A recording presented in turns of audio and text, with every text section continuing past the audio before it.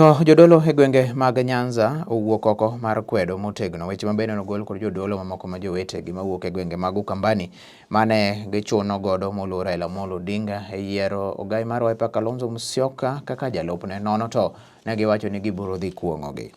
Jakom duol mar riwruog jodolo e gwenge mag Nyanza mano Apostle Dr. Washington Ogonyongede kane loso to kod Lolwe Tv e apise Kisumu olero ni koro jodologo ma Ukambani nyaka ng'e ni Nyasaye kende ema bende koro yiero kendo wiro jotelo, kendo jodolo kono beni koro timo wach mar kuong'o ng'ato to tijgi maduong' en mano mar neno ni giwiro jotelo kaachiel kod lemo ne piny Kenya. Ngede bende nomedo ni riwruok mar Azimio la Umoja One Kenya Alliance bende koro losi mar mondo ni oriwane na wijo Kenya emomiyo koro jodolo ong'iyane ne tijgi mane monego bed ni gitimo ma en mar lemo ne piny mar Kenya kaachiel to kod jotelo. Omiyo jo Kenya thuolo mondo mi koro hore e seche ma bende koro aput manolosi mar yiero jalup moluor Raila Odinga seche ma bende gidhi nyime ne mar jotelogo Nyasaye ma bende koro biro yiero mondo koro tel ne piny mar Kenya. Poya ahinya riwruok ma bende koro osebedo kata ma Azimio osekelo ma yande nonyuol kod handshake e kinde mokadho. Manye wawinjo ka jo bisobe man ai piny Ukambani owacho opogore gi muma kata matin kendo ok oluwo muma nikech giwuoyo kuom parogi giwegi ni ka Raila ok oyiero Kalonzo Musyoka to gibiro kuomo Raila. Mano gima ok onego ng'ato wache dhoge ni jadolo. Jadolo ma Nyasaye ok nyal wacho wach machalo kamano.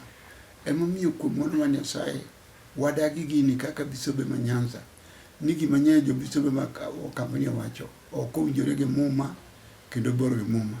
Gimomiyo ok bor gi muma, Balak noluongo Balaam wuod Beor mondo odhi okuogne Israel. To Balak nowacho niya, ere ka nyalo kuom gima Nyasaye oseyiero?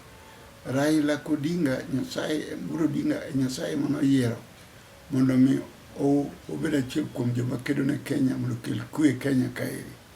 Kendo mosruok manomosore gi President Uhuru Kenyatta machane luong moa ka Nyasaye ma Nyasaye manomiye ma ok japolitik moro mano advise kata jakedo ne piny mano advise ne onge.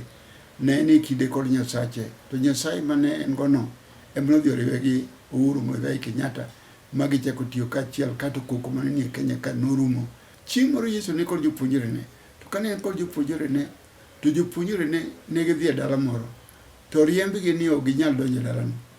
To Johana kaachiel gi Jakobo nopenjo Ruoth chik macho ae polo malo mondo otiek jogi kaka ne Elija otimo. To kono oyo wuod dhano nok obiro mondo kethi to nobiro mondo kel ngima. Emomiyo walam Nyasaye mondo Nyasaye omiwa jotelo mabeyo manyalo konyowa. To ng'ama ochung' e laini manyime manyalo go gini kabisa en Raila Amolo Odinga.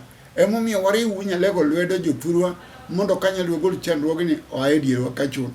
To chuny mar kuong'o ng'ato to ok wanyal timo nikech Nyasaye ok oyienwa wan jodolo mondo wakuong ng'ato. Yesu wacho ni gwedhu joma sandou, lemneu joma sandou. To ok ni ng'ami lemone ni dwaro mondo kuong'e. Mano ok dwaro ma Nyasaye kata matin. Kata an man jadolo ni ok anyal dhi mondo kuong ng'ato moro yote. Ok anyal kuong'o ng'ato nikech mano ok tich momiya. Tich mar kuong'o ji ok omiya. Omiya tich mar kelo kwe. Ni kelo winjruok e kind oganda kendo kelo winjruok e kind ji mopogore opogore. President Nyasaye machiwo, Nyasaye dhano ok chiwe. Daniel 2:21 ni Nyasaye ema loko kinde mag ndalo. To en moketo ruodhi en ema ogologi. Omiyo wawene Nyasaye thuolo mondo joma nie tax force ka oyienwa ng'at ma Nyasaye wuoyo kodgi. To ka chuny go chopo e conclusion ni ma ng'ama giyiero, to mano ng'ama nego jo Kenya yiego. Ok ni ka ok oyiera to koro mano nyiso ni wan gi personal interest.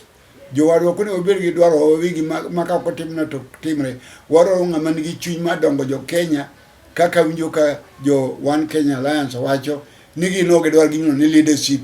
Gin gidwaro ka ginyalo kawo sirikal mondo gidine ka gitimo. To ma be monego jo Azimio onego bedgo mondo kik wachand gi weche mag ni running mate kanye kata kamanade. Wawe mondo jo tax force ka mokelwa running mate moriere